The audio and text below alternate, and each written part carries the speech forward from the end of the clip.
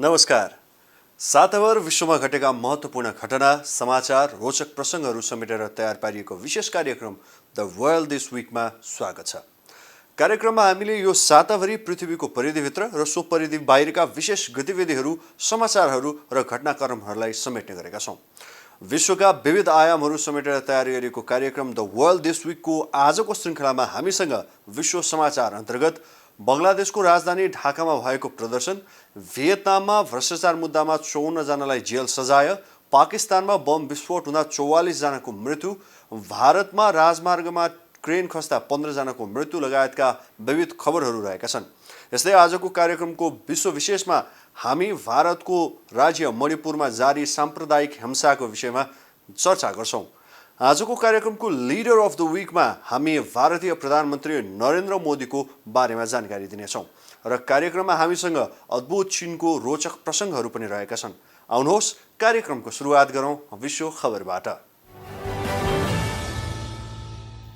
गत शनिबारमा बङ्गलादेशको राजधानी ढाकामा विशाल विरोध प्रदर्शन भएको छ। परिस्थितिलाई नियन्त्रणमा लिन र शान्ति सुव्यवस्था कायम गर्न सुरक्षाकर्मीलाई हम्मे परेको थियो।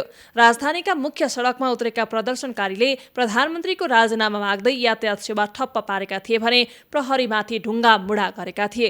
प्रहरीले आफूहरूमाथि ढुङ्गामुढा भएपछि भिडलाई तित्तर-बित्तर गर्न रबरको गोली र अश्रु ग्यास प्रहार गरेको थियो। विपक्षी बङ्गलादेश नेसनलिस्ट पार्टी BNP र उसका सहयोगीहरूले गत वर्षदेखि प्रधानमन्त्री शेख हसिनाको राजीनामा र आगामी जनवरीमा हुने निर्वाचनसम्म कामचलाउ सरकार गठन हुनुपर्ने माग गर्दै श्रृङ्खलाबद्ध विरोध प्रदर्शन गरिरहेका छन्। शहरका प्रमुख नाकाहरूमा सवारी आवागमन अवरुद्ध गर्न बिहान भेला भएका हजारौंलाई हटाउन प्रहरी लागेपछि धेरै स्थानहरूमा दोहोरो झडप भएको थियो।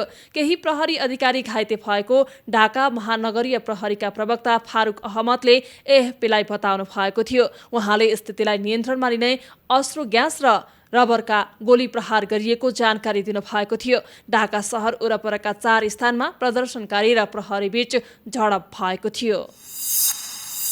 भियतनाममा भ्रष्टाचार मुद्दामा पूर्व मन्त्रीसहित पूर्व सरकारी अधिकारी, व्यवसायी लगायत 54 जनालाई जेल सजाय सुनाइएको छ। कोरोना महामारीका बेला गरिएको उद्धार उडानका क्रममा स्वदेश फर्कन चाहने भियतनामी नागरिक तथा उनीहरूका आफन्तबाट घुस लिएको अभियोगमा दोषी पाइएपछि हनोई अदालतले उनीहरूलाई जेल सजाय सुनाएको हो। यो भ्रष्टाचार प्रकरण अहिलेसम्मकै ठूलो मानिएको त्यहाँको सरकारी सञ्चार माध्यम BTC-ले जनाएको छ। अदालतले 25 सरकारी अधिकारीलाई 74 लाख डलर घुस लिएको अभियोगमा दोषी ठहर गरेको छ, जसमा पूर्व उपपरराष्ट्र मन्त्री टो आन डुङ समेत हुनुहुन्छ। डुङले उद्धार उडान सञ्चालन गर्ने विमान कम्पनीबाट 9,08,000 डलर घुस लिएको पाइएको छ। मन्त्री डुङलाई 16 वर्ष जेल सजाय तोकिएको छ, तर डुङले आफूले उडानका लागि विमान कम्पनीहरूलाई सहजीकरण मात्र गरेको भन्दै कुनै गलत काम नगरेको जिकिर अदालत समक्ष गर्नुभएको थियो। यस्तै परराष्ट्र तथा स्वास्थ्य मन्त्रालयका 4 उच्च अधिकारीलाई आजीवन जेल सजाय सुनाइएको छ।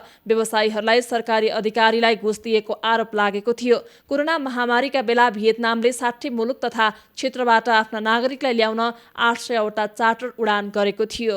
सरकारले भ्रष्टाचार विरुद्धको अभियान सुरु गरे यता सयौं सरकारी अधिकारीमाथि अनुसन्धान गरिएको थियो। त्यसक्रममा गत जनवरीमा भ्रष्टाचारका आरोप लागेको राष्ट्रपति गुयेन सुवान फुक र 2 उपप्रधानमन्त्रीले राजीनामा दिएका थिए। पाकिस्तानमा इस्लामिक पार्टीले गरेको र्यालीमा सोमबार विस्फोट हुँदा 44 जनाको मृत्यु भएको छ। 100 जनाभन्दा धेरै घाइते भएका छन्। उत्तर पश्चिमी प्रान्त खैबर पख्तुनख्वाको बाजोर जिल्लामा जमियत उलेमा ए इस्लाम फजल JUIF-ले आयोजना गरेको र्यालीमा बम विस्फोट भएको थियो। विस्फोटमा JUIF-का एक प्रमुख नेता पनि मारिएका छन्।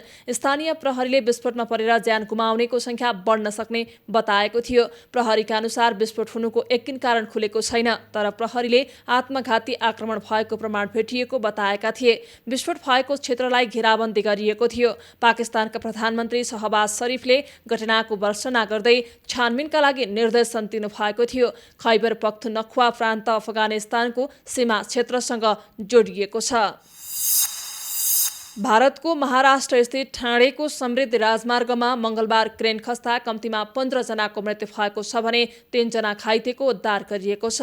भारतीय सञ्चार माध्यमका अनुसार समृद्ध राजमार्गमा पुल निर्माणका क्रममा मङ्गलबार बिहान क्रेन खसेको हो। राष्ट्रिय प्रकोप उद्धार बलका 2 टोलीले मङ्गलबार 15वटा शव निकालेका थिए भने 3 जना घाइतेको उद्धार गरेका थिए। एनडीआरएफका एक अधिकारी थप 5 जना फसेको आशंका गरिएको बताएका थिए। मृत्यु हुनेमा अधिकांश त्यसबेला निर्माण कार्यमा संलग्न मजदुरहरू रहेको जनाइएको छ। अमेरिकी उत्पादन क्षेत्रमा लगातार 9 महिना पनि गिरावट आएको छ। आपूर्ति व्यवस्थापन इन्स्टिच्युट आइएसएमले सार्वजनिक गरेको तथ्याङ्क अनुसार जुलाईमा पनि उत्पादन घटेर लगातार 9 महिनासम्म गिरावट आएको हो। अमेरिकामा पेट्रोलियम, कोइला र फर्निचरसँग सम्बन्धित उत्पादन जुलाईमा केही बढे पनि अरू 16वटा क्षेत्रको उत्पादन घटेको छ। जुन महिनाको तुलनामा केही सुधार देखिए पनि समग्रता उत्पादन घटेको आइएसएम सर्वेक्षण प्रमुख टिमोथी फियोरले बताउनु भएको एएफपीले जनाएको छ। माग कमजोर रहेकै कारण उत्पादन घटेको उहाँको भनाइ छ। विश्वको अर्थतन्त्रमा देखिएको समस्याका कारण अमेरिकामा पनि उपभोग्य वस्तुको माग घटिरहेको छ। यस्तै फेडरल रिजर्भको मौद्रिक नीतिमा गरिएको कडाइले कम्पनीको खर्चमा पनि असर पारेको छ। चिनिया विदेश मन्त्रालयले सोमबार बेल्ट एन्ड रोड महापरियोजनाको सम्भाव्यतालाई अझै उपयोग गर्न सक्ने यसले चीन र इटाली दुवैको हित हुने बताएको छ। यस विषयमा उठेको प्रश्नको जवाफ दिँदै मन्त्रालयले बेल्ट एन्ड रोड महापरियोजनाले चीन र इटाली बीचको व्यावहारिक साझेदारीका लागि नयाँ मञ्च प्रदान गर्ने जनाएको छ। यस्तै बेल्ट एन्ड रोड महापरियोजनाले अर्थतन्त्र, व्यापार र व्यवसाय सम्झौतामा उल्लेखनीय ठोस उपलब्धि हासिल गरेको मन्त्रालयले बताएको छ। इटलीको एक तथ्याङ्कले यस वर्ष पहिलो 5 महिनामा इटलीबाट चीनमा हुने निर्यात प्रत्येक वर्ष 58% बढिरहेको देखाएको छ। बेल्ट एन्ड रोड महापरियोजनाको सम्भाव्यतालाई अझै पहिल्याउने हो भने यसले दुवै देश हित हुने चिनिया विदेश मन्त्रालयले जनाएको छ। आफ्नो हित सुरक्षित भएमा रुस ब्ल्याक सी सम्झौता लागू गर्न तयार रहेको राष्ट्रपति भ्लादिमिर पुटिनले बताउनु भएको छ। पुटिन र टर्कीको समकक्षी रेसेप तय्यप एर्दोगान बीच भएको टेलिफोन वार्तामा मस्कोले आफ्नो हित सुरक्षित भएमा युक्रेनसँगको ब्ल्याक सी खाद्यान्न सम्झौतामा फर्कने बताउनु भएको हो। दुई नेताले ब्ल्याक सी बन्दरगाहबाट युक्रेनी खाद्यान्नको निर्यात र रुसी खाद्य तथा मलको निर्यात सुविधाबारे भएको सम्झौताका विषयमा छलफल गर्नुभएको चिनिया समाचार संस्था सिन्ह्वाले जनाएको छ। क्रेमलिनका अनुसार दुई नेताबीच भएको भर्चुअल वार्तामा पुटिनले एर्दोगानलाई खाद्यान्न सम्झौताको रुसी भागको कार्यान्वयन बिना सम्झौताको विस्तार अर्थहीन रहेको बताउनु भएको थियो। सम्झौता अनुसार पश्चिमा देशले आफ्ना सबै दायित्व पूरा गर्ने बित्तिकै रुस सम्झौतामा फर्कने रुसी राष्ट्रपति पुटिनको भनाइ छ। दुवै नेताले रुसी खाद्यान्न आवश्यक परेका देशहरूमा आपूर्ति गर्न सकिने वैकल्पिक तरिकाबारे पनि छलफल गर्नु भएको छ। विश्वमा साताभर भएका खबरहरूको केही संक्षिप्त जानकारी पश्चात अब भने कार्यक्रममा जानकारी पैचिङमा भएको वर्षाको। चीनको राजधानी पैचिङ लगायत आसपासका क्षेत्रमा 140 वर्ष यताकै मुसलधारे वर्षा भएको छ। पैचिङ मौसम विज्ञान विभागका अनुसार आदिसहित चाङपिङको वाङजियायुआन जलाशय आसपासको क्षेत्रमा 744.8 मिलिलिटर वर्षा भएको छ। सन् 1891 मा 609 मिलिलिटर पानी परेको थियो। राजधानी र आसपास क्षेत्रमा शनिबारदेखि मुसलधारे वर्षाबाट 13 करोड चिनिया नागरिक प्रभावित भएका छन्। वर्षाको यो अभिलेख 40 घण्टाको रहेको जनाइएको थियो। राजधानी पैचिङ र छिमेकी हुपै प्रान्तमा 9,74,400 जना विस्थापित भएका छन्। वर्षामा कमी आएसँगै नदीमा जलस्तर पनि घट्दै गएको जनाइएको थियो। अधिकारीहरूले जोखिम सूचक तहबाट पानीको सतह तल झरेको बताएका थिए। साथै उनीहरूले सर्वसाधारणलाई सचेत रहन पनि चेतावनी सूचना जनाएका थिए भने अहिले पनि चीनमा बाढीका कारण विभिन्न ठाउँमा असर परिरहेको छ।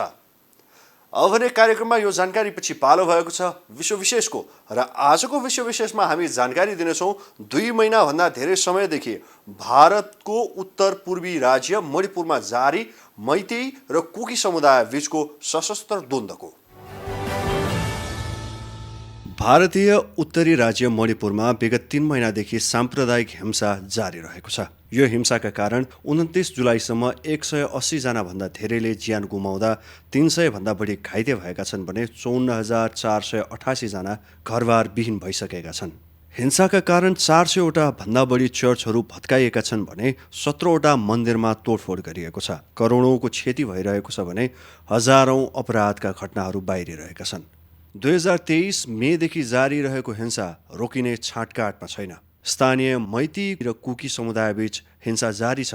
मैतीको बाहुल्यता रहेको मणिपुरमा कुकी लगायतको समुदायको पनि बसोबास रहेको छ। मैती समुदाय मुख्यतः हिन्दू र मुस्लिम धर्म मान्छन् भने कुकी समुदाय क्रिस्चियन धर्म मान्दछन्। यस्तै मैतीले बोल्ने मैती भाषा भारतको आधिकारिक 22 भाषा मध्येको एक हो। विशेषतः इम्फाल भ्यालीमा बस्ने मैती मणिपुरमा रहेको जनसङ्ख्याको 57% हिस्सा यिनीहरूको रहेको छ। तर मणिपुरको 10% क्षेत्रफलमा मात्रै यिनीहरूको बसोबास रहेको छ। यता कुकी भारतको पहाडी जनजातिहरू हुन्। उनीहरू कुल जनसङ्ख्याको 10% मात्रै मणिपुरमा रहेका छन्। जमिनको 90% हिस्सामा यिनी लगायतका अन्य जातिहरूको बसोबास रहेको छ। यिनीहरूको बसोबास वन र पहाडको उचो क्षेत्रमा रहेको छ।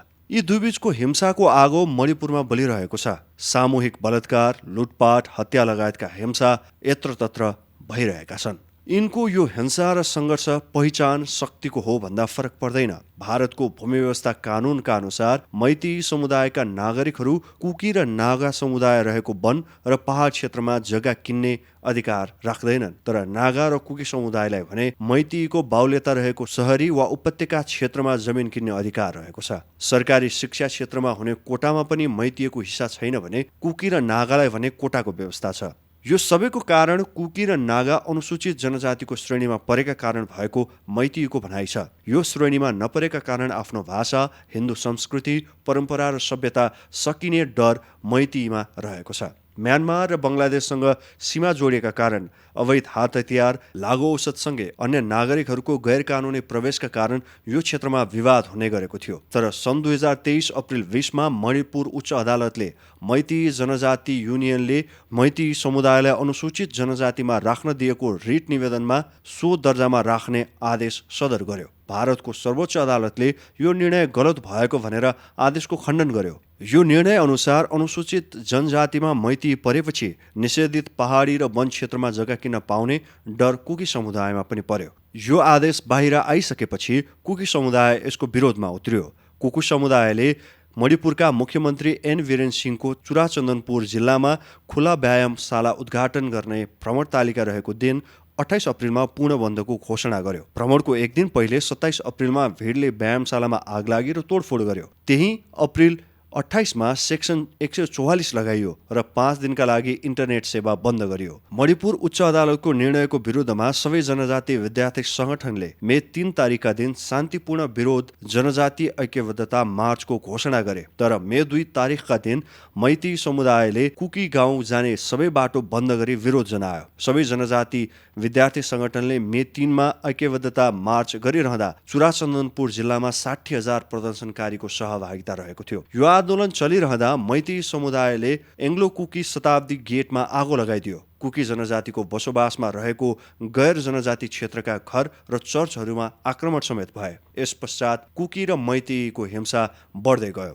4 मेका दिन कुकीका एमएलए र बीजेपीका सदस्य भुन्जा जागिन बोल्टो, जो जनजाति मुख्यालय चुराचन्दनपुरका प्रतिनिधि थिए, उनीमाथि हमला भयो। 4 मेमा मणिपुरको सरकारले सुट एन्ड साइडको आदेश पनि जारी गर्यो। मे 3 को अन्त्य र 4 मे को सुरुवातमा आसाम राइफलको 55 कोलम्स र भारतीय आर्मीलाई सो क्षेत्रमा खटाइयो। मे 5 मा बोल्टोको अवस्था गम्भीर रहेको भनियो भने उहाँका साथमा रहेका अर्को व्यक्तिको मृत्यु भयो। सरकारले 1700 घरहरू र धेरै सवारी साधनमा सो मितिसम्म आगलागी भएको भनेर भन्यो। गैर जनजाति र जनजातिको बाहुल्यता रहेको 8वटा जिल्लामा कर्फ्यू लगाइयो। मे 4 मा 9,000, मे 5 मा 20,000 र मे 6 मा 23,000 नागरिकलाई सैनिक निरीक्षणमा सुरक्षित स्थानमा सारियो। भारतको केन्द्रीय सरकारले हवाई माध्यमबाट 5वटा द्रुत प्रतिक्रिया बलको समूहलाई सो क्षेत्रमा खटायो। करिब 10,000 सैनिक, पारामिलिट्री र केन्द्रीय सशस्त्र प्रहरी बल मणिपुरमा खटिएका छन्।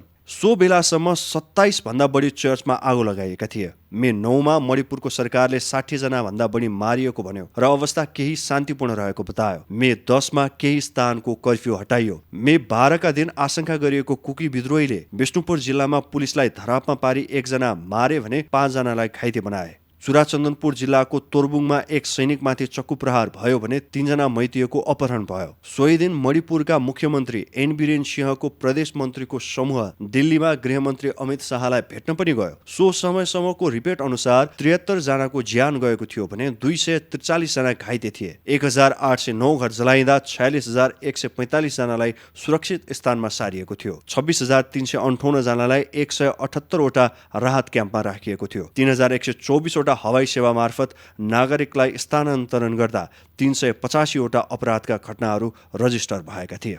इन्टरनेटको रोक र कर्फ्यू मे 16 सम्म रह्यो। खानाको कमी हुन थाल्यो। पसल, स्कुल र कार्यालय बन्द थिए। मे 17 मा इन्टरनेटको रोकलाई थप 5 दिन बढाइयो। फेरि मे 29 मा अर्को हिंसाको घटना भयो जसमा 1 जना प्रहरी सहित 5 जनाको हत्या भयो। यस्तै 14 जुनमा 11 जना मारिए जसमा 8 जना मैतीय समुदायका थिए। 17 जुनसम्म मणिपुरमा रहेका 249 वटा चर्चमा आगलागी भएको थियो। यो घटनाले तब संसारमा सनसनी मचायो जब कुकी समुदायकी 2 महिलालाई नग्न बनाई 800 भन्दा बढी मैती समुदायका प्रदर्शनकारीले घेरेका थिए। यो घटना जुन 19 को हो। एकजना 40 वर्षकी र अर्की 20 वर्षकी महिलालाई नग्न बनाएर उनीहरूको संवेदनशील अङ्गमा छुने कुट्ने गरेको भिडियोले संसारलाई हल्लायो। ती महिलाहरूलाई पुलिस स्टेसनबाट बाहिर ल्याएर नग्न बनाइएको भनेर भनिएपछि घटना झन् सनसनी बन्यो। तीमध्ये 20 वर्षीय केटीलाई सामूहिक बलात्कार गरिएको थियो भने उनको भाइ र बुवालाई सो समूहले हत्या गरेको थियो। यस घटनामा पुलिसले मैती समुदायको साथ दिएको भनेर कुकी समुदायको आरोप छ। भिडियो सार्वजनिक भएको यत्रो समय बित्दा पनि दोषीमा कारवाही नभएको प्रति सबैले आक्रोश जनाएका छन्। यो घटनाको रिपोर्ट जुन महिनामा भएको राष्ट्रिय महिला आयोगले जनाएको छ। मणिपुरका सम्बन्धित निकायबाट सो महिलाले 3 पटक उजुरी दिँदा पनि कुनै पनि प्रतिक्रिया नआएको आयोगले बताएको छ। यो मुद्दा 29 जुलाईमा सीबीआईले लिएको छ र यही अगस्त 1 तारिकका दिन भारतको सर्वोच्च अदालतले सीबीआईलाई पीडित महिलाहरूको आपत्तिका कारण अदालतमा सुनवाई हुनुभन्दा 2 घण्टा पहिले बयान लिन रोकेको थियो। सार्वजनिक रूपमा महिलालाई नग्न बनाएर हिँडाएको र यौन दुर्व्यवहार गरेको 14 दिनसम्म पनि प्रहरीले एउटा पनि एफआईआर नगरेको प्रति भारतीय सर्वोच्च अदालतले शोक व्यक्त गरेको छ। 31 जुलाईमा भारतीय सर्वोच्च अदालतले मणिपुर सरकारसँग प्रदेशमा भएका 6000 हिंसाका एफआईआर को पूर्ण घटनाक्रम दिन माग गरेको थियो। यस विषयमा कुनै पनि ठूला व्यक्तिहरूले नबोलेको भनी गुनासो आउँदा राहुल गान्धीले सो ठाउँको भ्रमण गर्नु भएको थियो। सामाजिक सञ्जालमा मणिपुर घटनासँग सम्बन्धित फोटो र भिडियोमा प्रतिबन्ध लगाएको लामो समयपछि सार्वजनिक भएको सो भिडियो पश्चात भारतीय प्रधानमन्त्री नरेन्द्र मोदीले आफ्नो मन मणिपुरको घटनाका कारण पीडा र आक्रोशले भरिएको बताउनु भएको छ र हरेक दोषीलाई कारवाही गरिने उहाँले बताउनु भएको छ।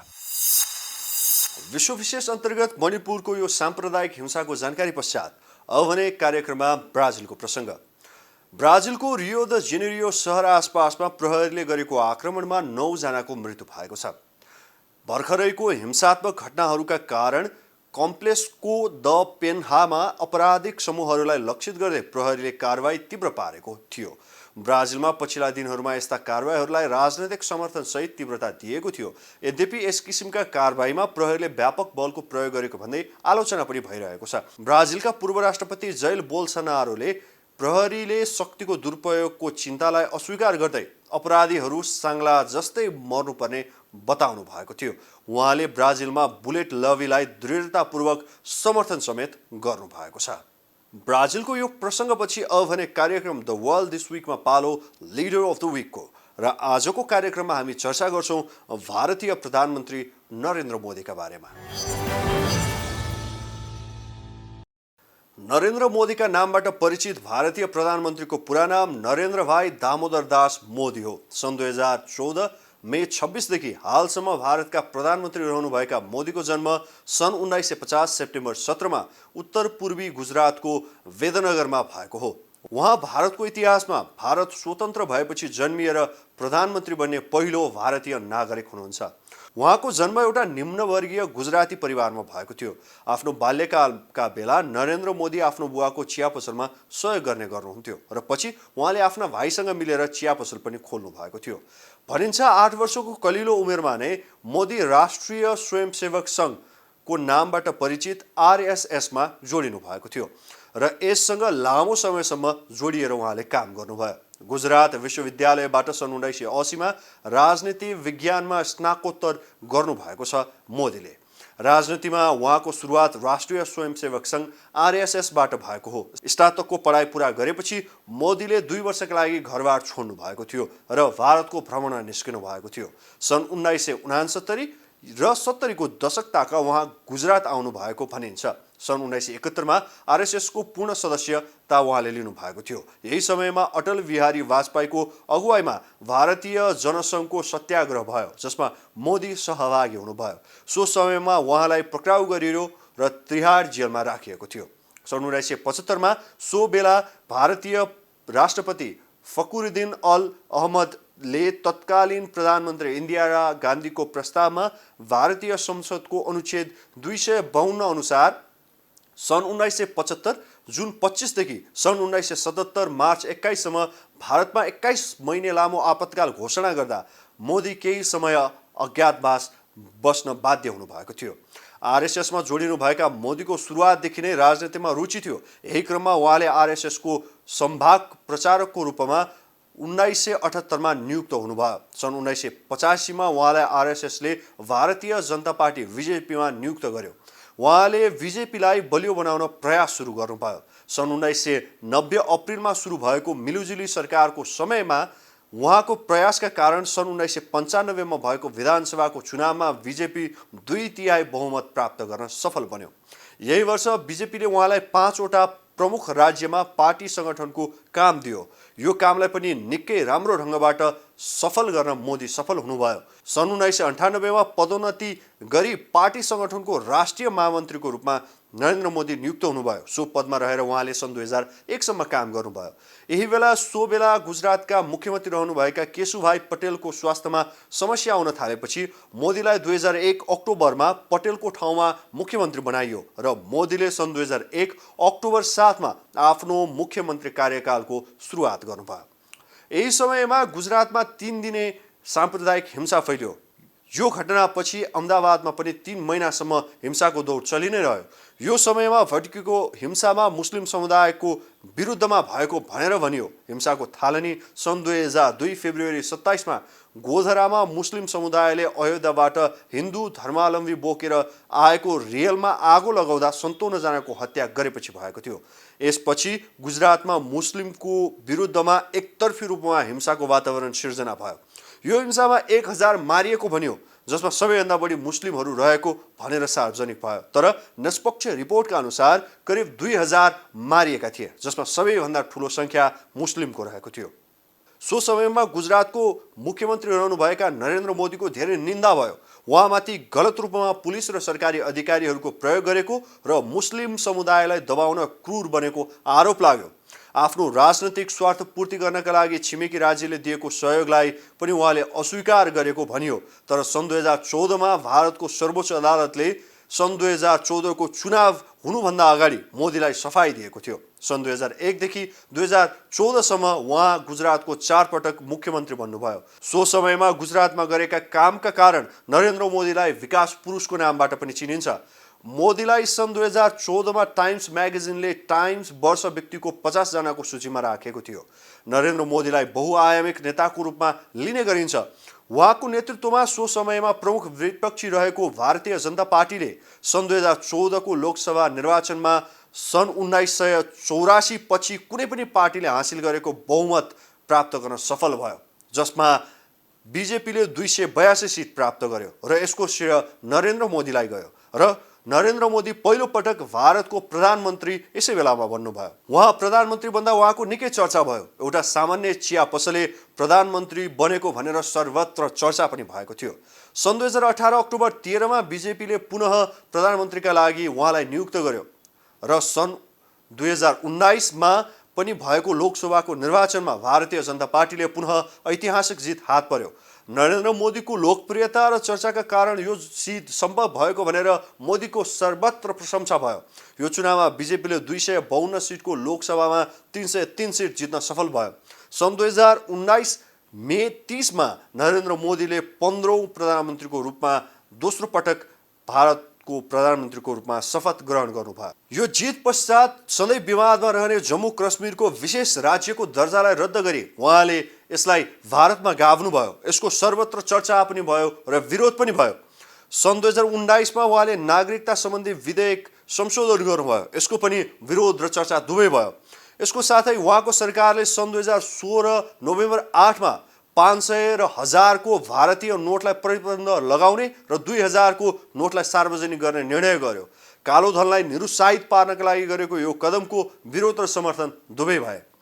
नरेन्द्र मोदीकै अगुवाईमा भारतले सन् 2016 मा 400 जना सीआरएफ सैनिक जवान मारिने गरी भएको आतंककारी हमलाको बदला लियो। भारतले सन् 2019 फेब्रुअरी 26 मा पाकिस्तानमा प्रवेश गरेर गरेको यो सैनिक अपरेसनको भारतभर चर्चा भयो र यसले पनि मोदीको चर्चालाई निकै उकास्न मद्दत गर्यो। यसका साथै मोदी नेतृत्वको सरकारले आर्थिक विकासमा सुधार गरी अर्थतन्त्रमा ल्याएको आमूल परिवर्तन, पूर्वाधार विकास लगायतमा उल्लेखनीय सफलता हासिल गर्न सफल भएको छ। उहाँमा हिन्दू अधिवादीको ट्याग लाग्ने गर्दछ भने बेला बेला मुस्लिममाथि दमन गरेको भनी विरोध पनि हुने गरेको छ। तर एक कुशल नेता, कूटनीतिज्ञ, स्वच्छ नेताको छवि बनाउन सफल मोदी नेता मात्रै नभएर कवि पनि हुनुहुन्छ।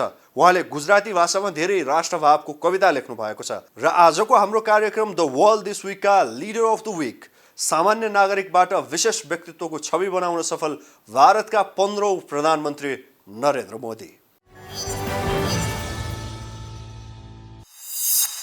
यो प्रसङ्गपछि विश्वमा भएका रोचक र फरक प्रसङ्गहरू समेटेर तयार पारिएको विशेष कार्यक्रम द वर्ल्ड दिस विकमा पालो भएको छ एउटा रोचक सामग्री प्रस्तुत गर्ने। यो सामग्री छिमेकी मित्र राष्ट्र चीनको ऐतिहासिक, सांस्कृतिक र प्राकृतिक मनमोहकताले भरिएको चीनमा अनेकौं रोचक किस्सा र कहानीहरू रहेका छन्। र आजको कार्यक्रममा छिङहाई तिब्बत पठार भूमिको पूर्वी भागमा रहेको ताओछङ यातिङको किस्सा हेर्नेछौँ हामी।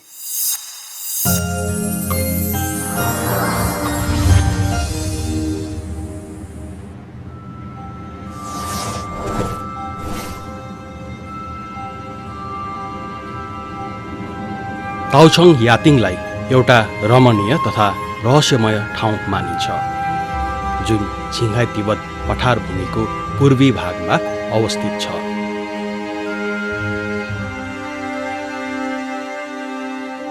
यो ठाउँ भव्य र शानदार दृश्यहरूले घेरेको छ।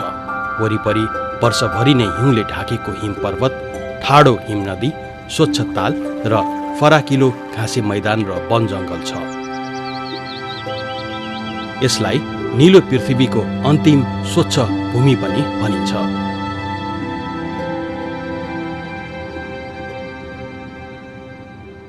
हरेक सेप्टेम्बरमा यहाँको दृश्य सबैभन्दा रमणीय हुन्छ।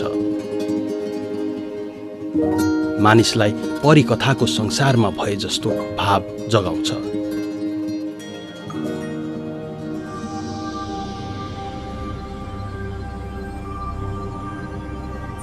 ताओछङ यातिङमा 3वटा पहाडी शिखरहरू छन्।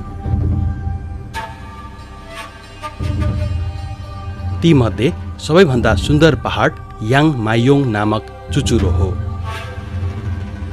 जसको उचाइ 6000 मिटर भन्दा कम छ र पूर्ण पिरामिडको आकारमा छ।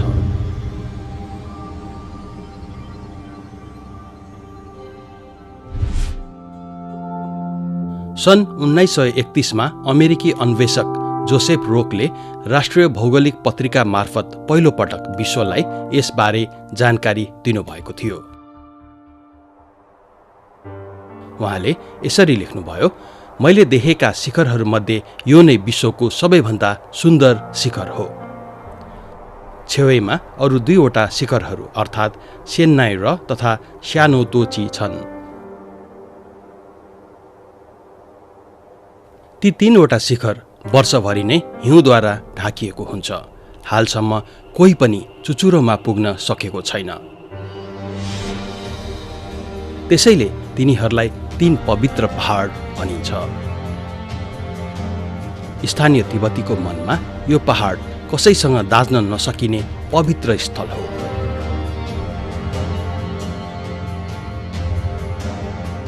स्थानीय तिब्बतीका अनुसार 3 पटक पवित्र पहाडलाई परिक्रमा र पूजाआजा गरेपछि जिन्दगीको अभिलाषा पूरा हुन्छ रे। तर समुद्री सतहदेखि धेरै उचाइमा भएको कारणले मानसिक र शारीरिक क्षमताको लागि ठूलो चुनौती बनेको छ।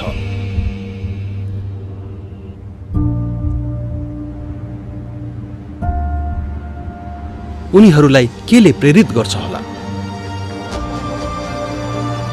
आस्था र विश्वासबाट नै उत्तर पाइन्छ होला।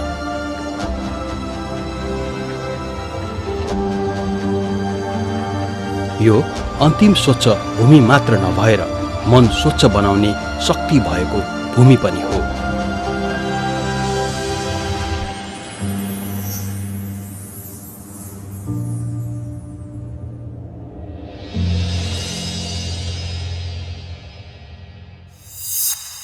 यो सामग्रीसँगै आजका लागि साताभर विश्वमा भएका खबर र घटनाक्रमको सिलसिला यति नै। अर्को साता पनि कार्यक्रममा विशेष जानकारी सहित हामी उपस्थित हुने नै छौँ। त्यतिन्जेलसम्मका लागि रे टेलिभिजन HD हेर्दै गर्नुहोला। हवस् त, नमस्कार।